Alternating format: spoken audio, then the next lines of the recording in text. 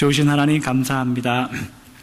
오늘 저희가 또 말씀을 듣습니다. 하나님, 우리가 주 앞에 귀를 기울이게 하시고 말씀이 우리에게 무엇을 말씀하시고 성경 우리에게 어느 삶으로 인도하시는가 잘 깨달아서 우리 믿음도 더욱 자라나며 하나님께 더 가까이 가게 하시고 우리를 구원하신 그 예수님의 사랑, 우리를 구원하신 예수님의 은혜, 그 십자가로 우리를 주님과 묶어서 함께 죽고 함께 살게 하시며 또 함께 이 땅을 견뎌내게 하시는 하나님의 인도하심을 잘 밝히 깨달아 아는 시간 될 수 있도록 함께하여 주시옵소서. 주오신 예수님의 이름으로 기도하옵나이다. 아멘. 오늘 본문은 창세기 32장 22절에서 32절에 있는 말씀입니다. 창세기 32장 22절에서 32절 구약성경, 제가 가진 성경으로 50면 정도에 있습니다. 창세기 32장 22절에서 32절까지 있는 말씀 한 절씩 교도하고 마지막 32절은 함께 읽도록 하겠습니다. 22절부터 제가 봉독합니다. 밤에 일어나 두 아내와 두 여종과 11 아들을 인도하여 야복나루를 건널세 그들을 인도하여 시내를 건너가게 하며 그의 소유도 건너가게 하고 야곱은 홀로 남았더니 어떤 사람이 날이 새도록 야곱과 씨름하다가 자기가 야곱을 이기지 못함을 보고 그가 야곱의 허벅지 관절을 치매 야곱의 허벅지 관절이 그 사람과 씨름할 때에 어긋났더라. 그가 이르되 날이 새려하니 나로 가게 하라. 야곱이 이르되 당신이 내게 축복하지 아니하면 가게 하지 아니하겠나이다.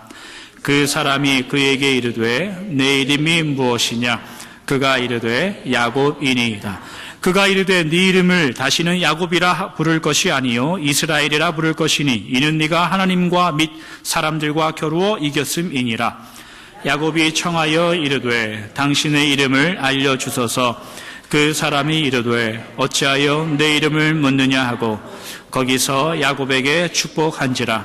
그러므로 야곱이 그곳 이름을 브니엘이라 하였으니 그가 이르기를 내가 하나님과 대면하여 보았으나 내 생명이 보존되었다 함이더라.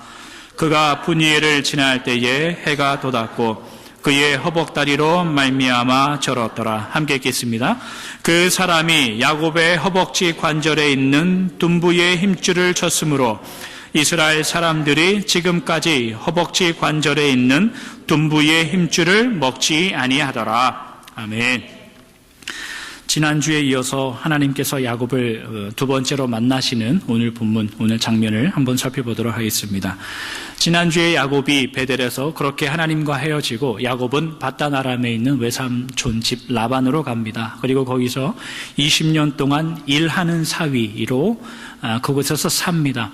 그리고 20년 후에 다시 고향으로 돌아오는 장면이 오늘 본문입니다. 하나님께서 야곱을 떠나실 때 만나고 돌아오실 때 만나는 그런 두 번째 만남입니다. 야곱은 지금까지 늘 싸우는 사람으로 살았었죠. 어머니 리브가의 뱃속에서는 먼저 나가겠다고 형 에서와 싸웠고 늦게 나온 후로는 그 형 에서의 장자권을 뺏기 위해서 팥죽이라고 흔히 우리가 알고 있는 그것으로 형과 싸웠죠. 그리고 또 장자가 받아야 하는 그 장자의 축복을 받아내기 위해서 그 어머니 리브가와 사기를 벌여서 형 에서의 그 장자의 축복권을 뺏어내는 그런 싸움을 또 합니다. 베델을 떠나서 외삼촌 라반의 집에 이르러서 20년 동안 두 자매 레아와 라헬의 두 자매이지만 아내를 맞이하게 되죠. 이 두 아내는 야곱에게 서로 먼저 아들을 낳겠다고 자식을 낳겠다고 싸우는 두 자매가 됩니다. 그런 집이 이 야곱의 집이었죠. 야곱의 인생입니다. 창세기 30장에 이 두 아내가 아들을 낳는 장면이 나오거든요. 그리고 이 아들들의 이름이 또 30장 전후에서 계속해서 나옵니다. 우리가 잘 아는 이스라엘 12지파의 기원인 셈인 겁니다. 비록 11 아들만 낳지만 그런데 이 30장에 나오는 아들들의 이름을 우리가 면밀히 좀 자세하게 읽다 보면 이 두 아내 라헬과 레아가 하나님께 기쁨과 감사와 감격으로 이름을 짓고 있지 않습니다. 여러분들이 한번 시간 날 때 30장 전후 그 11명의 아들들의 이름을 한번 보세요. 죄다 이름의 뜻이 뭐냐면 내가 너보다 아들 먼저 낳았다 그 뜻이에요. 내 아들 두 번째 내 아들이다. 전부 다 그런 뜻이에요. 라헬은 야곱에게 당신 나에게 아들을 낳지 않으면 나하고 당장 헤어지고 나는 자결하고 끝낼 겁니다. 그러니까 야곱은 내가 아들 못 낳은 게 내 잘못이냐 하나님 잘못이지, 이런 집안 집구석이 바로 야곱의 집구석이에요. 아무튼 이런 과정을 거치고 야곱이 이제 그 딸린 식구들이 많아지자 그 고향으로 돌아가고 싶어 합니다. 그러나 그 외삼촌 라반은 허락하지 않죠. 너 급여가 부족하냐? 내가 좀 급여를 올려줄게. 그러니까 야곱이 아유 삼촌 뭐 급여를 올려달라니 무슨 얘기예요? 지금부터 짐승이 새끼를 치는데 그 모양이 그 가죽이 얼룩얼룩하거나 반점이 있으면 그냥 그거나 제 소유로 삼겠습니다. 그래 그렇게 해라. 그때부터 야곱이 뭐 하냐면 소위 그 나무들의 껍질을 모아서 약물을 만듭니다. 약물을 타서 먹입니다. 그러니까 실한 가축들한테는 죄다 이 약물을 먹여가지고 가축이 나오는, 그러니까 토실토실한 가축들이 나오는 것들은 죄다 이 가죽에 얼룩얼룩하거나 반점을 가지고 나오는 거예요. 그러니까 그런 걸로 해서 이 라반의 앞으로 나오는 모든 가축을 다 쟁취합니다. 이거 도둑질하는 거죠. 또 사기를 치는 겁니다. 외삼촌의 아들, 그러니까 야곱에게는 처남들이겠죠. 이 처남들이 가만히 보니까 이 야곱이 이 사람이 사기를 쳐서 우리 아버지의 짐승을 다 빼앗아 가는 걸 옆에서 봅니다. 그러니까 야곱이 처남들의 눈치도 예전 같지 않고 또 이 장인어른의 이 눈치도 예전 같지 않으니까 이 두 아내와 이 여종과 11명의 아들과 이 많은 이 가축들을 다 데리고 갑부의 모습으로 야밤도주를 하죠. 고향으로 돌아옵니다. 야곱이 기뻐하며 즐거워하며 고향으로 돌아오는 것은 아닐 겁니다. 왜냐하면 20년 전에 도망갔던 형 에서가 이 고향에 버티고 있기 때문입니다.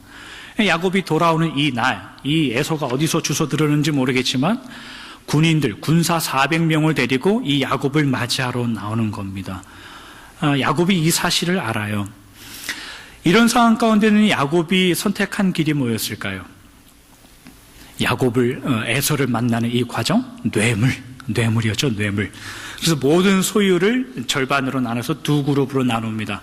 시간차를 둬서 첫 번째 그룹을 보내고 그 다음에 두 번째 그룹을 보내는 거예요. 왜? 그러니까 이유는 간단하죠. 첫 번째 뇌물을 형 에서가 잘 받아주면 우리 뒤에 우리 주인 야곱이 있습니다. 그래서 친하게 잘 화해하는 거지만 만약에 첫 번째 그룹이 말살을 당했다.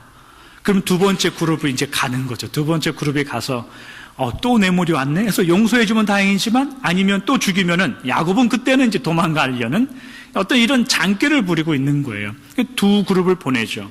그리고 마지막에 두 아내와 여종과 11명의 아들을 마지막으로 이제 보냅니다. 강을 건너서 마지막으로 보내고 마지막으로 이 야복강이라는 한 나루터의 야곱만 홀로 남아있게 됩니다. 그게 오늘 본문이에요. 야곱만 홀로 남아있는 이 시점에 하나님이 그를 만나주시는 장면이 오늘 본문입니다. 오늘 본문의 대충 요약은 이러합니다. 야곱이 이제 그렇게 돼서 홀로 남았습니다. 어떤 사람이 야곱에게 와서 씨름을 걸고 씨름을 하는데 야곱이 도저히 지지 않습니다.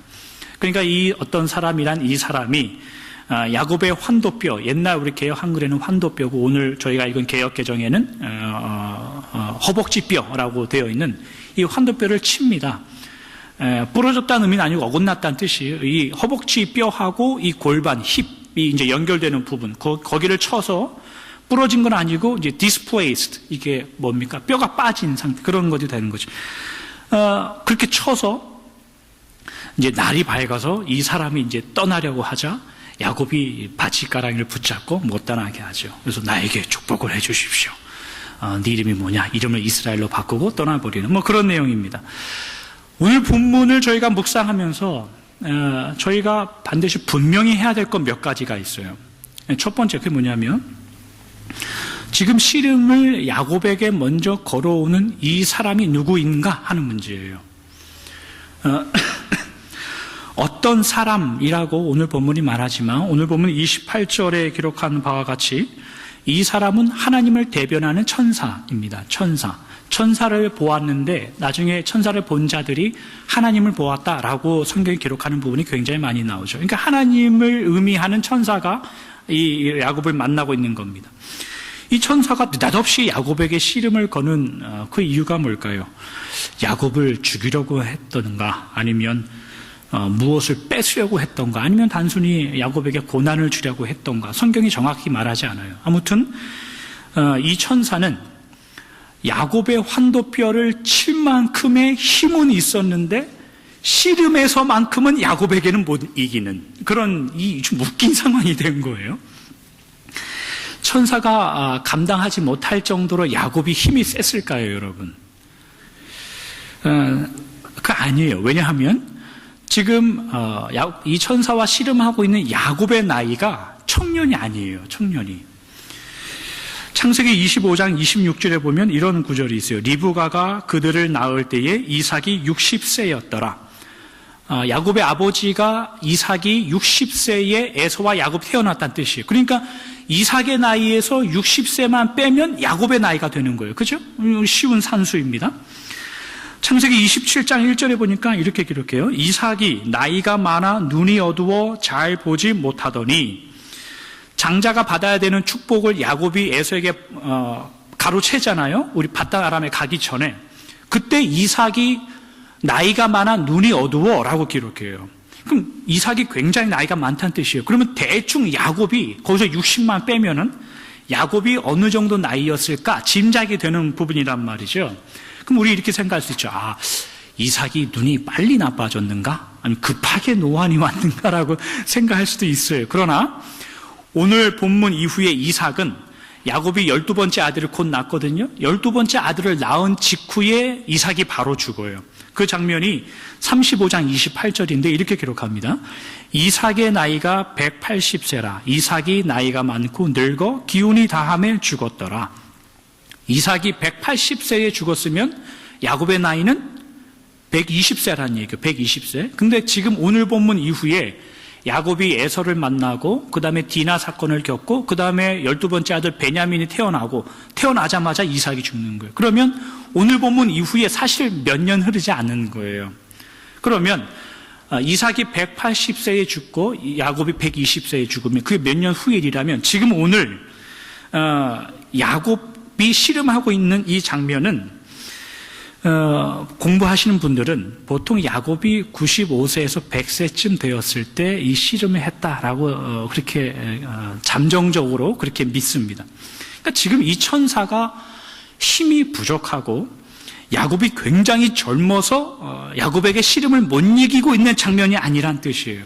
그러면 20년 동안 밧단 아람에 간 야곱, 그 전에 몇 살 정도의 밧단 아람에 갔는지 보통 나이가 그러면 우리가 계산할 수 있죠. 두 번째 우리가 분명히 짚고 넘어가야 될 것은 뭐냐면 지금 이 씨름을 누가 먼저 걸어오는가의 문제예요. 야곱이 천사에게 걸었습니까? 천사가 야곱에게 걸었습니까? 천사가 야곱에게 걸었어요. 천사가 어떤 목적에 의해서 야곱에게 씨름을 걸고 있다는 뜻이에요. 그것이 오늘 본문 24절에 어떤 사람이 날이 새도록 야곱과 씨름하다가 라는 말이에요. 이 말이 무슨 말이냐면 야곱은 천사에게 어떤 의도로 씨름을 당하고 있다는 뜻이에요.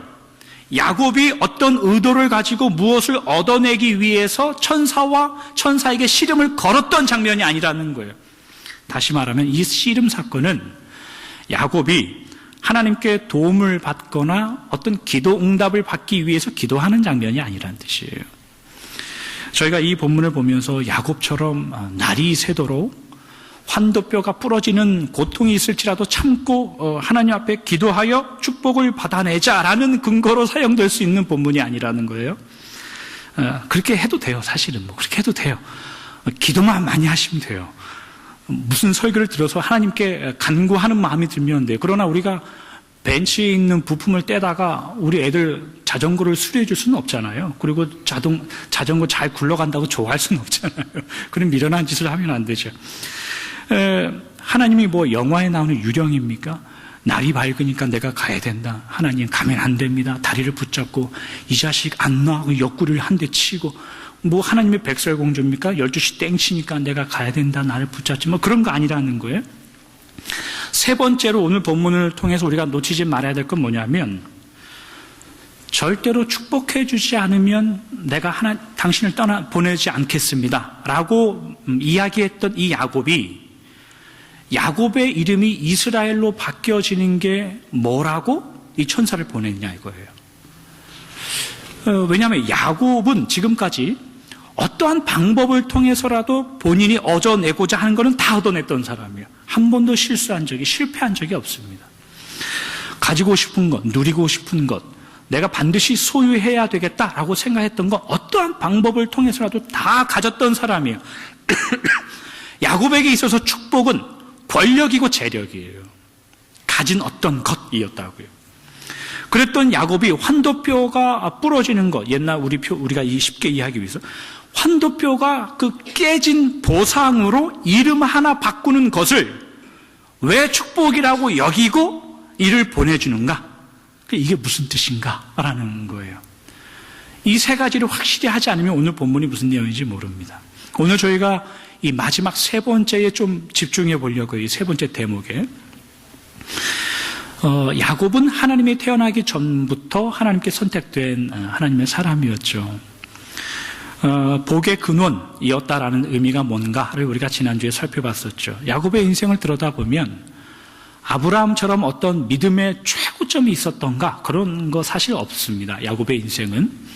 아니면 모세처럼 어떤 광야에서 굉장한 기적을 체험한다든지 어떤 지도력을 가지고 있다든지 그런 건 야곱에게 없습니다. 다윗 같은 평생의 예배자였던가 그런 것도 없었죠. 엘리야 같은 하나님의 말씀 앞에 살았던 그런 내용도 없습니다. 신약으로 넘어오면 베드로나 사도 바울이나 제자들이나 이런 들처럼 죽음 앞에 교회를 위해서 목숨을 걸고 싸웠다 이런 거 아무리 야곱의 인생을 창세기 전부 다 읽어봐도 야곱은 이런 게 하나도 있지 않아요. 그런데 하나님은 야곱을 복의 근원으로 삼아버렸어요. 근데 야곱은 하나님이 선택된 하나님의 자녀가 그가 복의 근원이라는 자리까지 가기 위해서 하나님이 한 번도 쉰 적이 없다를 보여주는 대표적인 인물이에요. 그리고 또 복 받는 것이 뭔가 그 의미를 보여주는 게 야곱의 인생이란 말이죠. 그런데 문제는 야곱은 허비하는 길을 선택합니다. 낭비하는 인생을 선택합니다. 사실 우리도 마찬가지죠.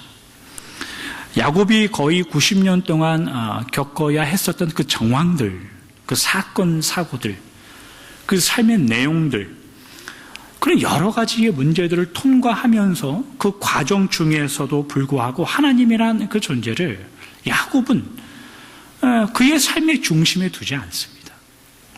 복의 근원이란 약속을 가지고 있음에도 불구하고 야곱이 베델로 떠난 그 20년, 그 바단 아람에서 지냈던 그 20년 동안에, 그리고 그 20년을 마감하고 돌아오는 지금 이 시점에서도, 그리고 또 앞으로 곧 에서를 만나야 되는 이 상황, 지금 이 상황에 있어서까지라도 야곱은 야곱으로 남으려고 하는 거예요. 속는 자, 속이는 자, 빼앗는 자, 강탈하는 자, 사기꾼, 그러한 모습으로 남으려고 하는 게 야곱이에요.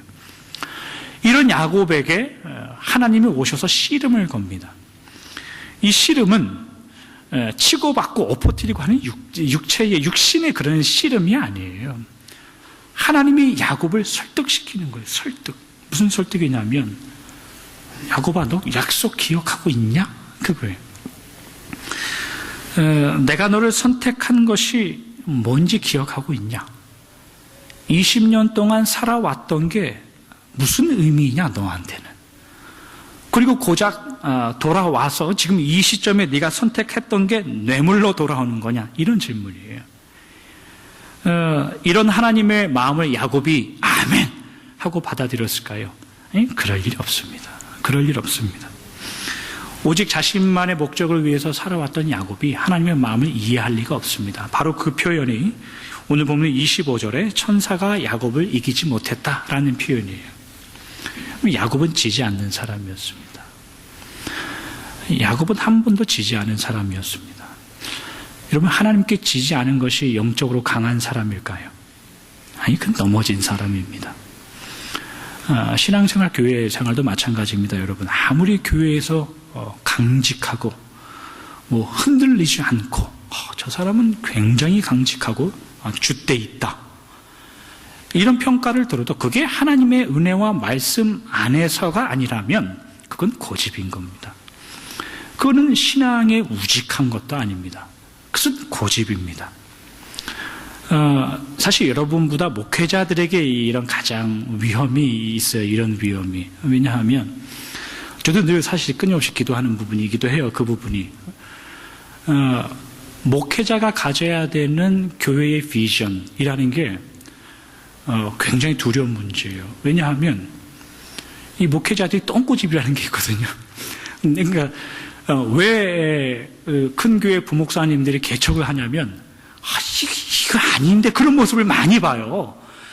아니, 교회를 왜 이렇게 하나? 그런 모습을 많이, 개척하고 말자. 그래서 개척교회가 한 10개 개척하면 7, 8개는 아마 그렇게 해서 개척할걸요? 개척에 소명이 있어서 개척하시는 분도 많겠죠, 사실은. 그러나 이 목회자가 가지고 있는 이 똥꼬집하고 하나님이 주시는 비전하고요, 굉장히 구분하기 힘듭니다. 썰이라고 풀죠. 썰을 풀고 있네, 이런 거 있잖아요. 이 썰을 푸는 거하고요, 하나님의 복음을 전하는 거하고요, 구분하기 힘듭니다. 그러니까 우직하고 강직하고 내 길을 가련다. 혹시 목회자가 그러면 여러분 뒤에서 한 소리 하셔야 됩니다. 어느 목사님 설교 듣다 보니까, 책을 읽다 보니까 목회자는 쪼잔해져야 된다, 그런 표현이 있더라고요. 한없이 쪼잔해져야 된다. 한 사람이 시험 들고 넘어지면 그것 때문에 마음 졸여야 되는 게 목회자다. 한 사람이 아파하면 그것 때문에 아무것도 못해야 되는 게 목회자가 돼야 된다, 그런 얘기예요. 그러니까 제 선배님들이 하는 말씀이, 신목사, 교회에 한 사람 들어오고 한 사람 나가는 것 때문에 너무 크게 신경 쓰지 마. 그러면 실족하고 넘어진다. 그런 말을 들었어요. 한참 생각해 보니까 그 말이 맞는 것 같기도 하다. 내가 해야 될 일에 집중 못하고 있는 거 아닌가, 그런 생각 들다가 또 한쪽으로는 책임이 그러면 안 된다, 이제 그런 하나님의 마음이 있죠. 사실 우직하고 강직하고 믿음 안에는, 하나님 말씀 안에는 그런 거 없습니다. 여러분, 한없이 낮아지셔야 되고 겸손해지셔야 되고 약해지셔야 됩니다. 하나님 안에서만. 세상에 대해서는 지혜롭고 하나님 앞에 대해서는 겸손하고 낮아지고 깨져야 됩니다. 지금 야곱은 지지 않는 자리에 있어요. 그런데 이런 야곱을 하나님이 버리셨을까요? 야곱 같은 우리를 하나님이 버리실까요? 버리지 않습니다. 하나님은 더 큰 은혜로 그를 덮어버립니다. 지난주에 저희가 결론으로 봤던 로마서 11장 29절, 하나님 부르시면은 후회하심이 없다. 후회하심이 없다는 의미는 하나님께서 반드시 너를 내가 원하는 자리까지 이끌고 가겠다는 하나님의 수고하심의 증명이에요. 그래서 하나님이 야곱의 환도뼈, 허벅지 뼈를 칩니다. 그래서 그걸 깨쳐버립니다. 그러니까 왜 환도뼈였을까? 우리가 묵상하면 거기에 깊은 의미가 있어요. 유대인들에게는 환도뼈, 이 허벅지 뼈라는 것은 어떤 생명을 걸고 다짐하고 맹세하고 약속할 때 쓰던 표현이에요. 오늘날 우리가 어렸을 때 약속하면 새끼손가락 걸고 약속하잖아요. 그런 거하고 똑같은 거예요. 새끼손가락 걸고 약속하듯이 유대인들은 허벅지 뼈, 환도뼈를 이용해요. 예를 들면 창세기 24장 2절에는 아브라함이 그 이삭의 아내를 찾기 위하여 종에게 보내는 장면인데 이런 구절이 있어요. 아브라함이 자기 집 모든 소유를 맡은 늙은 종에게 이르되 청하건대 내 허벅지 밑에 네 손을 넣어라. 내가 너에게 하늘의 하나님 땅의 하나님이신 여호와를 가리켜 맹세하게 하노니. 창세기 47장에 가면 야곱이 죽기 전에 요셉에게 이러한 부탁을 하는 장면이 있어요. 이스라엘이 죽을 날이 가까움에 그의 아들 요셉을 불러 그에게 이르되 이제 내가 너에게 은혜를 입었거든 청하노니 너의 손을 내 허벅지 아래에 놓고 인애와 성실함으로 내게 행하여 애굽에 나를 장사하지 아니하도록 하라. 그들에게 환도뼈를 잡고 허벅지를 잡는다는 의미는 생명을 걸고 이 약속을 지켜내겠다 하는 표시예요. 야곱이 하나님께 지지 않습니다. 야곱이 하나님께 꺾이지 않습니다. 그러자 하나님은 야곱의 환도뼈, 허벅지뼈를 쳐서 깨쳐버립니다. 어긋나게 해버리십니다.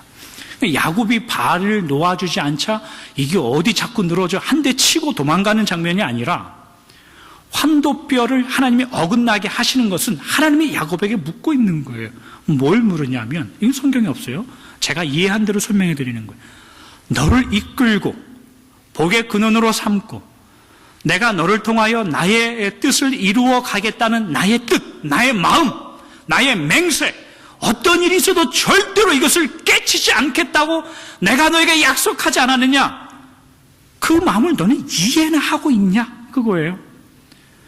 네가 지금까지 90이 다 되도록, 90 넘도록 이렇게 살아온 거 보니 네가 정녕 이 환도뼈를 깨트리고 싶냐? 진짜 깨고 싶냐? 그럼 한번 깨보자. 그걸 깨는 거예요. 야곱은 환도뼈가 깨진다는 의미가 무슨 뜻인지 알아요. 하나님이 오셔서 내 환도뼈를 깬다는 의미가 하나님의 관계를 끊어보자라는 의미인 걸 알아요. 자신의 삶이 약속을 가진 자, 그러나 하나님의 뜻을 가졌음에도 불구하고 그렇게 살지 못했던 것도 야곱이 압니다.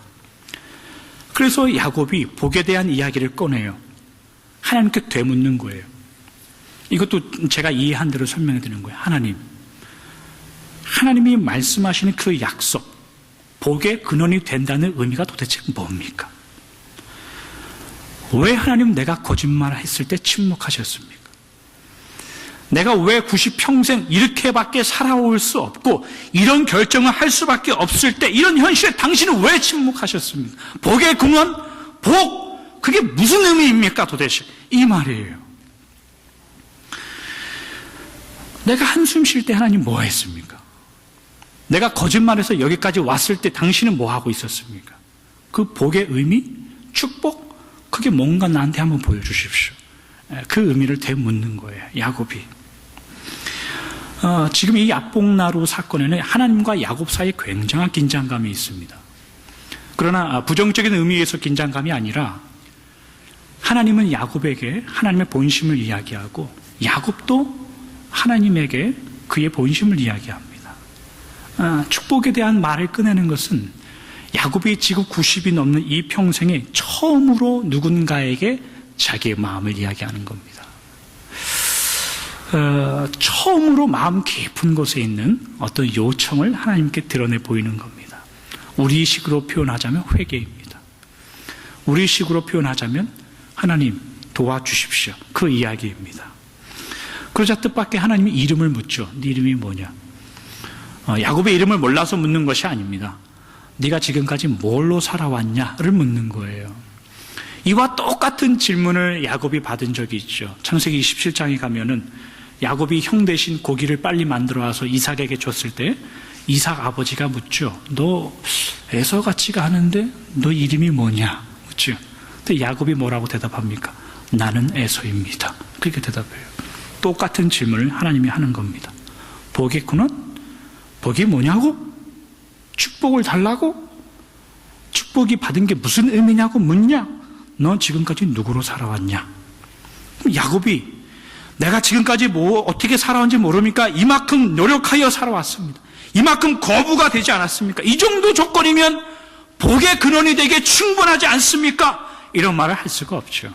왜냐하면 하나님이 알고 물어보기 때문에. 네가 어떻게 살아왔냐?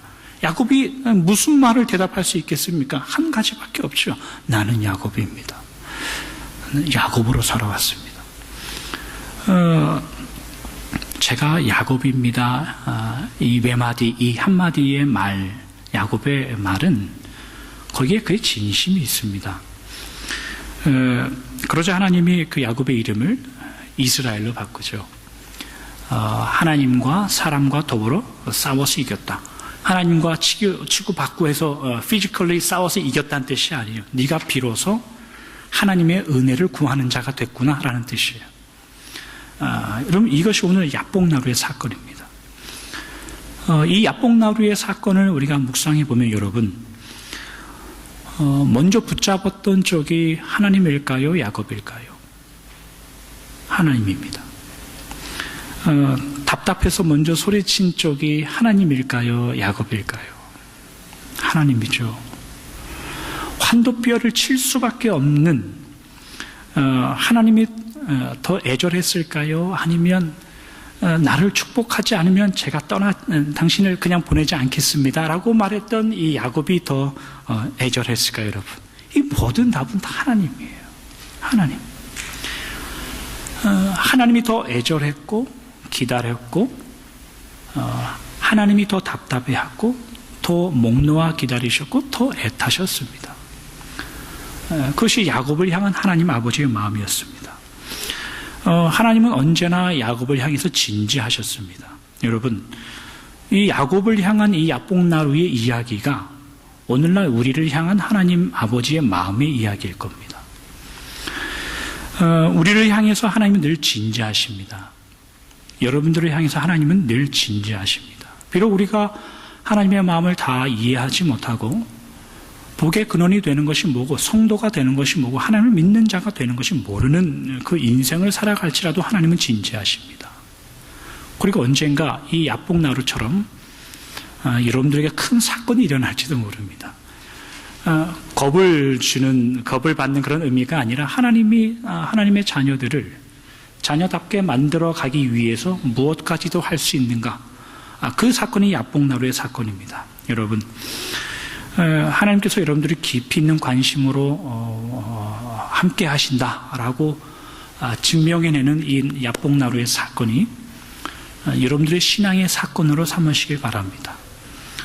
그래서 하나님이 나에게 이만큼 진지하시구나, 하나님이 나에게 이만큼 놓지 않는구나 라는 그 하나님의 진정을 이해하셔서 여러분들이 살아가시는 그 믿음, 하나님 앞에 살아가시길 주님의 이름으로 축원합니다. 말씀을 정리하도록 하죠. 세상을 살아가는 대부분의 성도의 삶은 고난 중에 삽니다. 고통 중에 삽니다. 부정할 수 없죠. 나는 1년 365일 기쁜데요, 그런 말 하는 교인은 없습니다. 정상이 아닙니다. 그러면 왜 고난과 고통 중에 살아갈 수밖에 없는가? 하나님께서 성도를 그렇게 세우신 원리이기도 합니다. 의에 줄이면 고통받을 수밖에 없는 겁니다. 이리 가운데 보내는 양처럼 우리가 사는 것이기 때문입니다.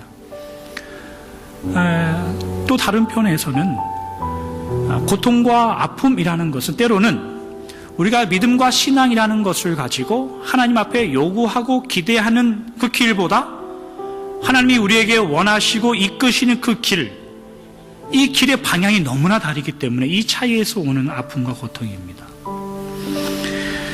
우리는 늘 신앙이 지나고 나서야, 시간이 늘 한참 흐른 뒤에나 뒤를 돌아봤을 때 그게 하나님의 뜻이었구나를 알 수밖에 없는 수준밖에 안 됩니다. 그렇기 때문에 오늘 잠잠하시거나 혹은 내 삶 안에 구체적이지 않는 하나님에 대해서 서운하죠. 하나님 참 매정합니다 라고 말할 때도 있습니다. 그러나 오늘 야복나루의 이 사건을 통해서 야곱에게 나타나시는 이 하나님의 이 사건을 통해서 여러분, 우리가 뭘 배웁니까? 하나님께서는 내가 더 애탄다, 내가 더 기다린다, 내가 더 참는다, 내가 더 애절하고 내가 더 목 놓았다. 그것을 우리에게 보여주는 오늘 본문입니다. 내가 더 기다렸다라는 이 말은 나는 너를 떠난 적이 없다라는 말과 같습니다. 나는 너를 떠난 적이 없다라고 말하는 하나님의 그 마음은 나와 너는 십자가로 묶여져 있는 자다라고 말하는 하나님의 마음입니다. 여러분, 야곱이 90년이란 이 세월을 넘으면서 이제서야 하나님 앞에 복된 삶이 뭔가 하나 깨닫습니다.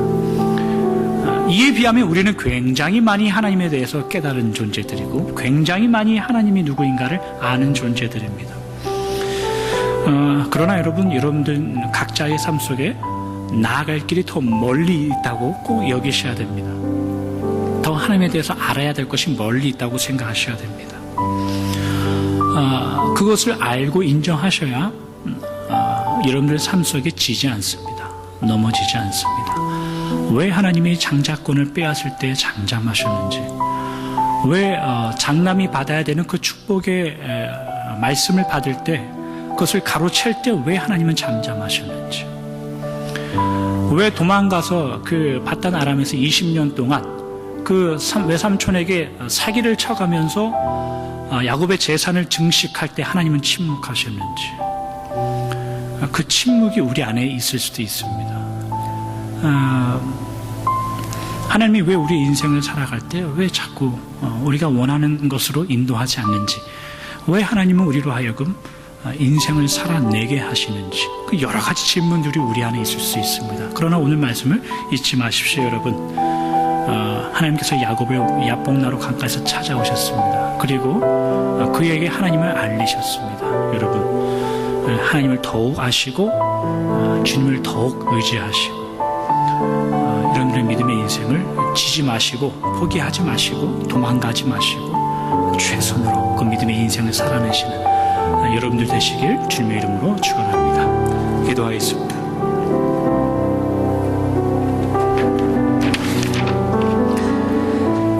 아버지 하나님 감사합니다.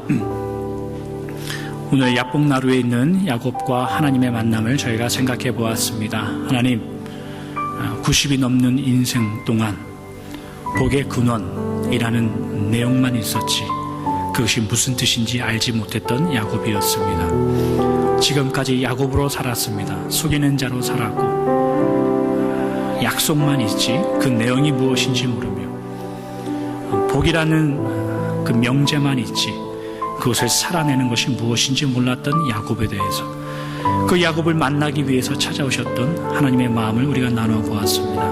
하나님, 우리도 야곱과 같은 인생을 삽니다. 하나님의 자녀라는 명분만 남아 있습니다. 구원이라는 신앙의 명분만 남아버렸습니다.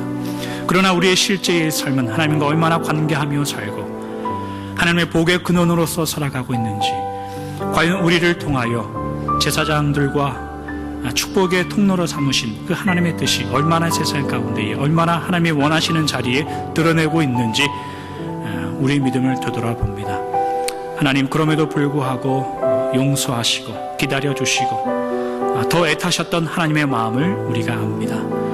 오늘 이 말씀을 통하여 깨우치게 하여 주시고 이 말씀을 통하여 주 앞에 더욱더 가까이 가는 우리가 될 수 있도록 함께하여 주시옵소서. 용기 내게 하시고 힘을 얻게 하시고 좌절하지 않게 하시고 능력을 얻어서 하나님이 원하시는 기뻐하시는 그 길을 걸어갈 수 있는 우리가 될 수 있도록 함께하여 주시옵소서. 이 시간에도 함께 동성으로 기도하도록 하겠습니다. 이 시간에 기도하는 제목은 하나님, 내 믿음을 주님께서 알아주시고 내 수준을 하나님께서 아십니다. 내 수준, 내 연약함, 나의 한계를 주님이 더 잘 아십니다. 하나님, 그러나 내가 넘어지지 않고 포기하지 않고 비록 이런 수준이라 할지라도 하나님을 더욱더 바라보게 하시고 주님께서 인도하시며 원하시는 그 복의 근원에 그 자리에 계속해서 서 있을 수 있도록 하나님 도와달라고, 하나님 나를 붙잡아 달라고, 하나님 나의 인생 가운데 믿음을 제대로 깨달아 그 믿음의 길로 살아갈 수 있도록 홀만 남지 않도록 하여 주시고 명분만 남지 않도록 하여 주시고 지식만 남지 않도록 하여 주시고 그 믿음과 그 지식과 그 하나님의 하는 그 마음이 나의 심장과 나의 삶 가운데 내려져 하나님이 원하시는 그 길과 그 삶을 살아갈 수 있도록 하나님 함께하여 주시옵소서. 이 시간에 함께 나의 믿음을 위해서 함께 기도하도록 하겠습니다. 기도하겠습니다. 하나님, 이 시간에 우리의 믿음을 위해서 기도하게 하시는 주님 감사하고 야곱의 인생을 통하여 우리에게 말씀하시는 하나님의 마음을 알게 하시는 주님 참으로 감사합니다. 하나님, 우리에게 믿음을 주시고 구원을 주시고 복을 주셨습니다. 은혜를 허락하여 주셨습니다. 우리를 통하여 세상 가운데 하나님의 말씀을 증거하는 자로 세워주셨습니다. 우리를 통하여 하나님의 은혜를 증거하는 자로 세워주셨습니다. 교회로 불러 부어주시니 감사합니다. 하나님의 아는 자로 불러 부어주시니 감사합니다. 그러나 주님, 복의 근원이 된다는 것이 무슨